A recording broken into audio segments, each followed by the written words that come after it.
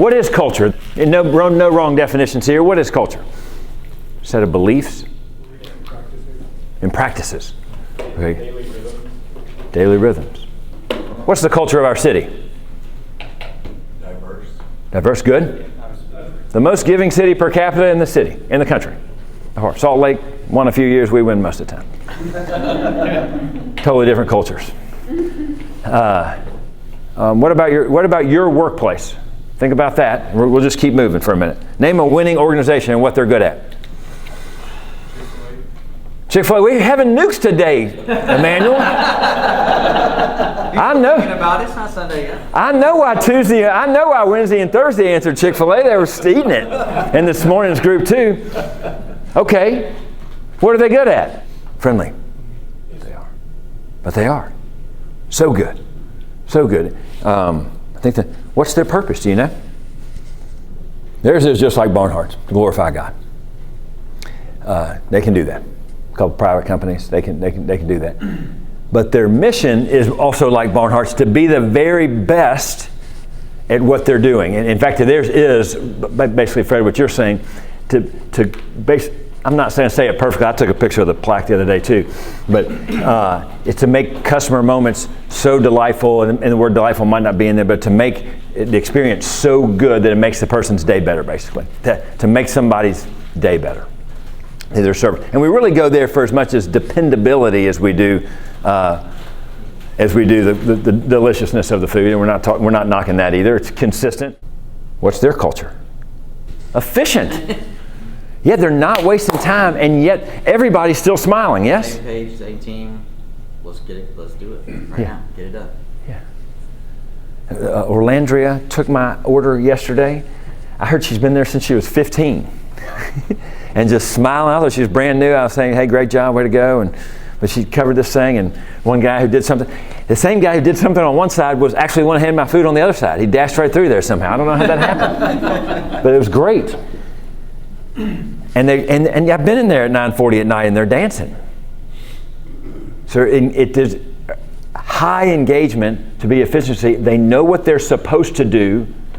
It's not vague. It's specific, and it delivers, and it can be learned from. It can be mimicked, and it makes our day better. It makes our culture better. Okay. Do they? Are there cultures in these? If you're still in the Sweet 16 down to 12 right now, right? Interim night. Are you part of a culture? Are you highly engaged, which is what we're really going to talk about in a minute? Which one is the most defined culture over the past 20 years? They do. And what is their culture? How do you define a Duke player? It's a no-brainer answer, yes?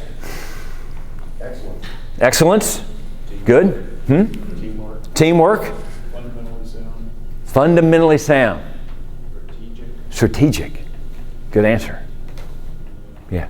So the main thing they want to do is let's keep what we've got going. And then they invite their old coach back. And let's look at what so he's going to come back, he's going to hit with the biggest thing. This is him talking to this year's team, okay? And let's just look, and I want you to look at this. It was in the article, you've already seen it, but look at this and apply this to your business, because see how it's not just a feeling, it's not just a set of beliefs, it's very specific actions that make it up. It goes, so I want you to see that. I want to win this whole thing. Be the best defensive team in the country. The best defensive teams are wide. And you know how you get wide? By talking. If you're just playing or standing and you're not talking, your arms go down. It's human nature. You're like this, and as soon as you start talking, right, your arms go out. You're not waiting for something to happen. By talking, you're anticipating that it's going to happen. My wish for you is to be the best defensive team in the country. The second wish, we want to be the best talking team, not trash talking. Our actions will prove who we are. And the third thing I wish is that you'll be the most prepared. The preparation you have to control. In other words, a clear head, a clean, motivated body, talking and defense, and we got it. Okay, what did he say? That applies to your work. Prepared. Communicate. And just think about this. What do most people think about in basketball if you've raised a 10-year-old? Huh? What?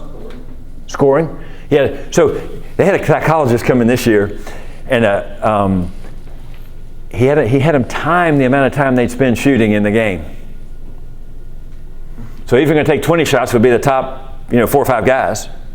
That'd be a lot too, wouldn't it, Drew? I mean, only 3 or 4, maybe only 3 would shoot 20 times, right? How much time are you going to spend shooting, guys? If you take the whole move that you make to shoot, if you take it all in there, how much per shot? A second. Yeah. Huh? A second. We'll give them 5 seconds. We'll give them that. I made a cut. I got open. We'll give them all that. They'll leave time on the clock up to 0.8, right? Because you can tip and make it. So somewhere between 0.8 and 5 seconds. So if I'm going to take 20 shots a game, how much time is that? Come on, Sheridan. You're in the math business. 100 seconds. A minute and 40 seconds.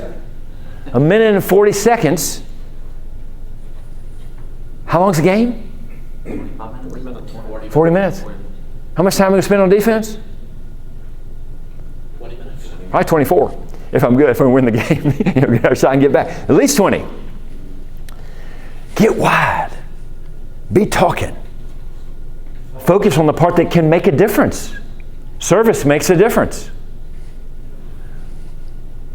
Being wide, what are all the analogies for your business on being wide, do you think? Cross-sell.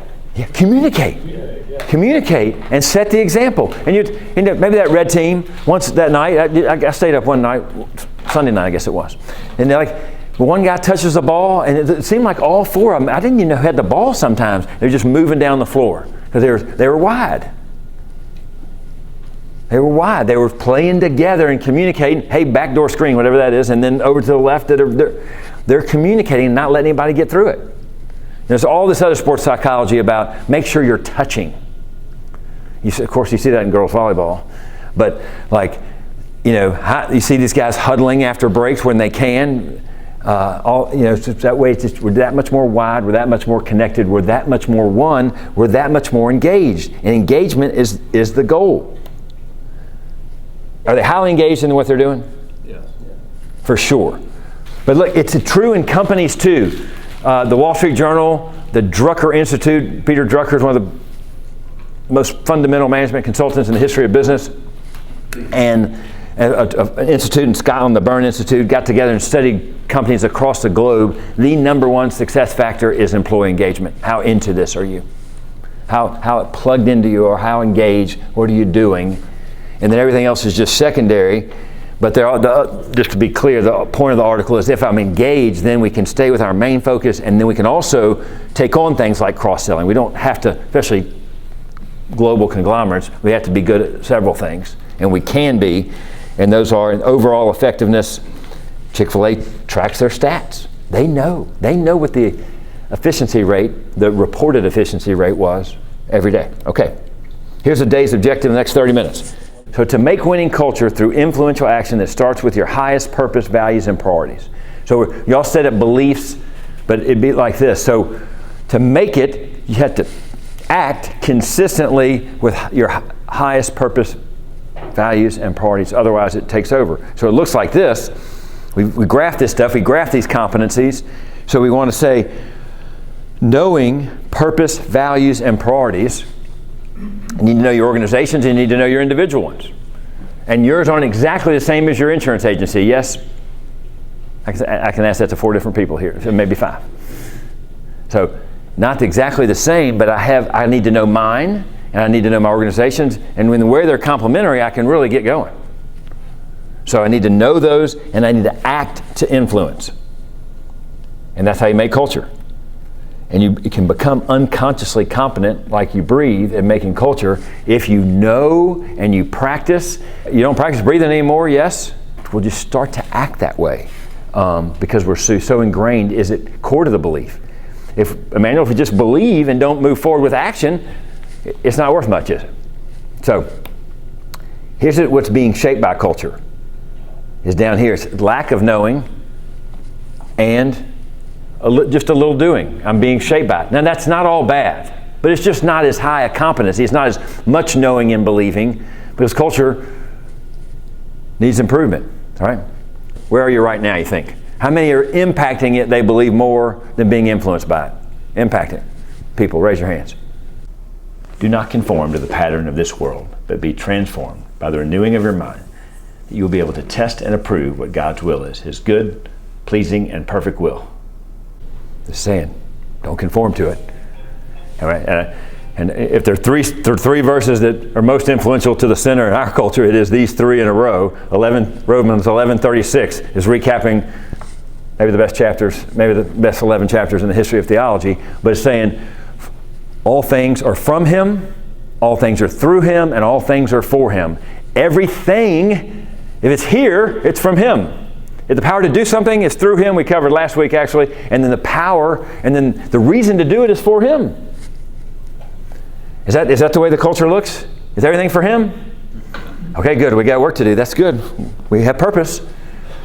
And then the next verse is in view of God's mercy as it transitions to how to since all things are from Him, since all things are through Him, and since all things are for Him, in view of His mercy that's been well described, His suffering, His sacrifice, His paying for everything.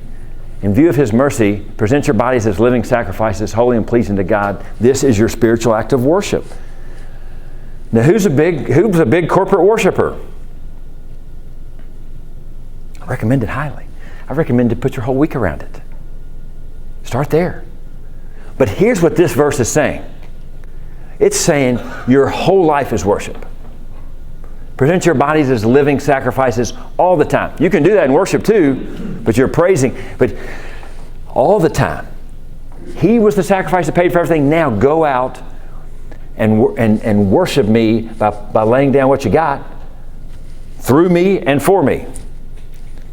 And don't conform to the pattern of the world. The world's not doing that. Can we make culture? Which of these things, we said business is purpose, people, profit. Can you really make culture around profit? No. Because what happens? If I say we're all going to get rich, or we're all going to get this, and it doesn't happen, what happens?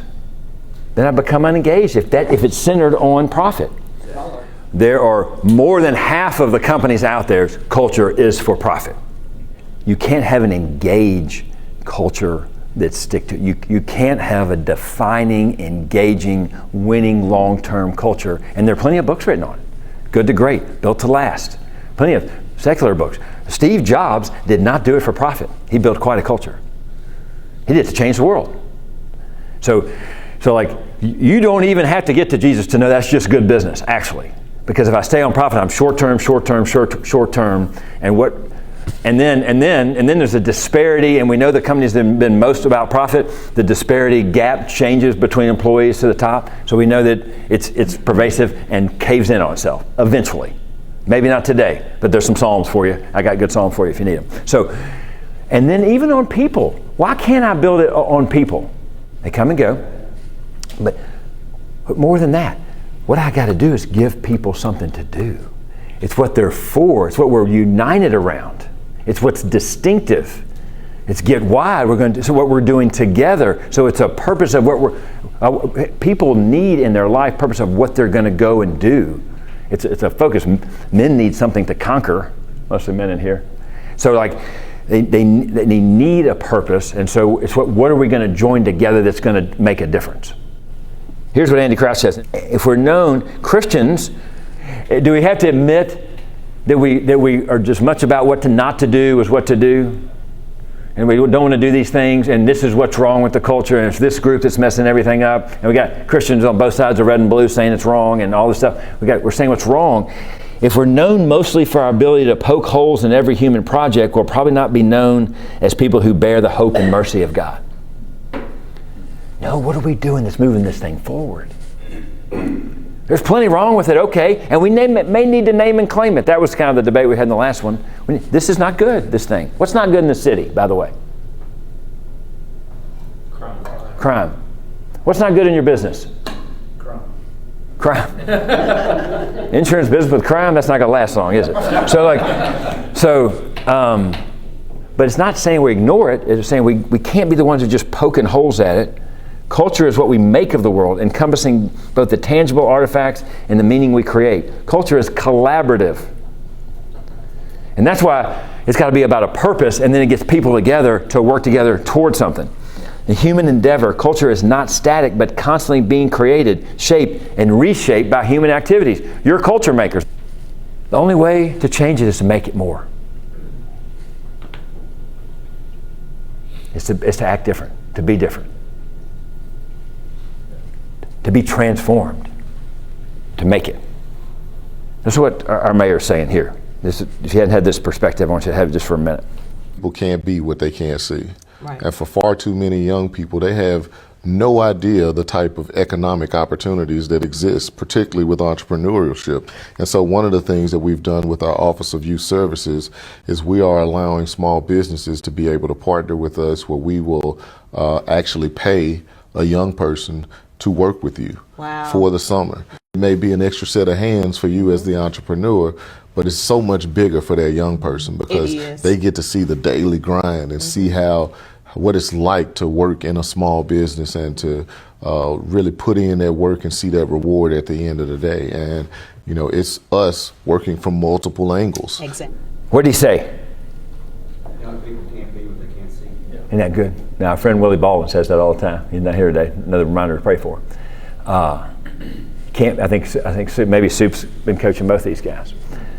Can't be what you can't see. What's that mean for the city? You can answer that, or for your business. How are they going to see what it's like to run a business? How are they going to see what it's like for 5 people to work together and be nice? A whole lot of kids in the city who hadn't seen what it's like to have a male who doesn't threaten them in their life. We don't have a ton of time, but I want to hit highlights on these and lead this with you. And the actual points are in the article, okay? But we're going to finish in these 12 minutes. How do you want to influence culture at work and in Memphis? Here's the pattern. The pattern is excellent work, blesses others, and leads to Jesus. And so we have 3 areas we want to do that, meaning that we've got to do good work. Because really what Young's talking about here, he's not saying just take them, but we're going to take the financial burden from you and teach them, show them, talk to them. That's excellent work. We got to do a good job, or I don't get a chance to bless anybody. And that's one thing. A place that's profit-oriented, at least that they've got to finish the job, and so, but they just don't ever get past here. And companies at last get to at least to the middle spot. So we bless them, and then if we bless them and become a consistent source of trust, we can lead them to Jesus.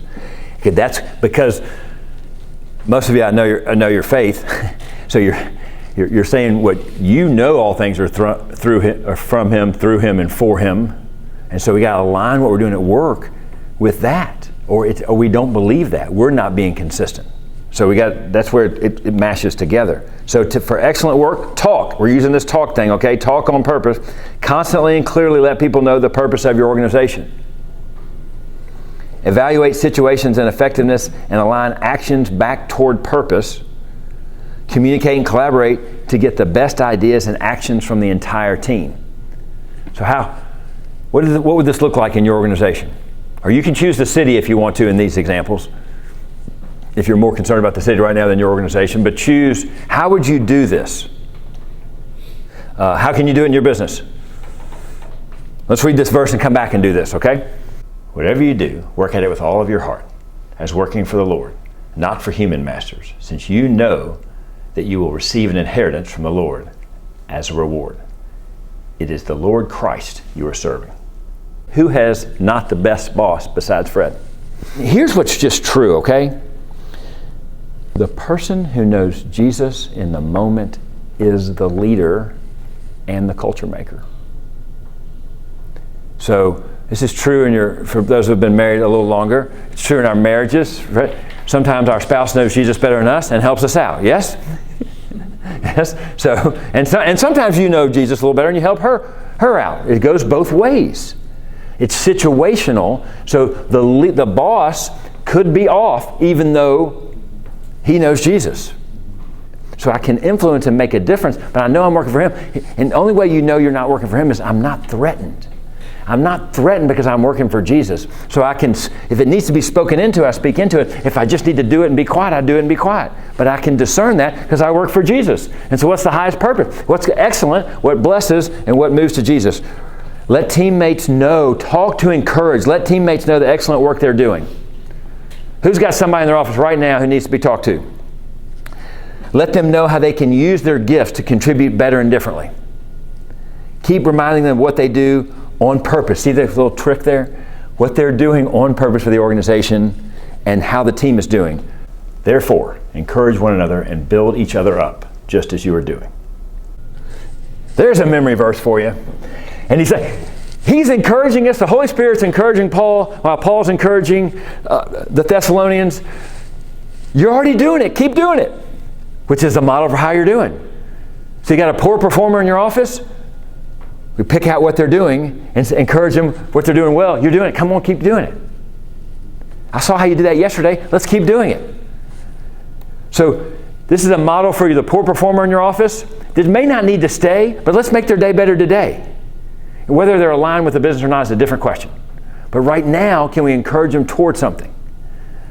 And if you do that, if you become a trusted source and you start blessing people's socks off, and letting them know they matter and letting them know they're cared about and being a source, let them know how they use their gifts. If you're doing that, you're inconsistent, caring for your teammates, your actions talk louder than words. Yes? That's what Krzyzewski's saying. Action, act on it. Let teammates know you care for them over the business goals and objective. I care for you more than I care about this business, this organization. And you should. So employees are still the focus, but the purpose is the purpose. Talk to them about what Jesus has done for you. Come, see a man who told me everything I ever did. Could this be the Messiah? They came. They came. They came. So I can be a trusted advisor I can influence the small group of people I'm around on the Zoom call and then get together with them afterwards. I can, even as a corporation, Wonderman is part of a 400,000 person corporation. We can make our own culture a certain way, and we had a right to, as long as it was consistent and we could bless and love people differently. Let teammates know you care for them over business goals. I care for you. I see what's going on. And talk to them about what Jesus has done for you. Let me tell you, I used to be pretty bad. Let me tell you where I needed Jesus' help. Now you have to get in a pretty trusting relationship with them to then say that. But you got clients you can say that to after, let me tell you what, I didn't always do this right. Let me tell you what he's done for me. And then I get vulnerable. That's what she did. She came to the well in shame, hiding in the middle of day. And she left telling everybody what she did. She used her vulnerability to point people to Jesus. I have to tell you, I didn't always have this figured out. I have to tell you, I was pretty lost. And then they came. Lord, thank you for what you've done for us individually, for what you've done for us corporately. Because individually, you've saved us. And corporately, you're saying, work together to redeem and make things new. You've made it all new. You've paid for it all to be new. And so the most significant thing we can do today is help somebody else know you. And we've got to do it through excellent work, being part of the team we're on, being a valuable teammate, and blessing and looking at what the needs of the people are around us. And then ultimately, when we've done that long enough, we'll see that they need you. Help us to, and those who already know you and those don't, help us to point people to you. In your name, Jesus. Amen.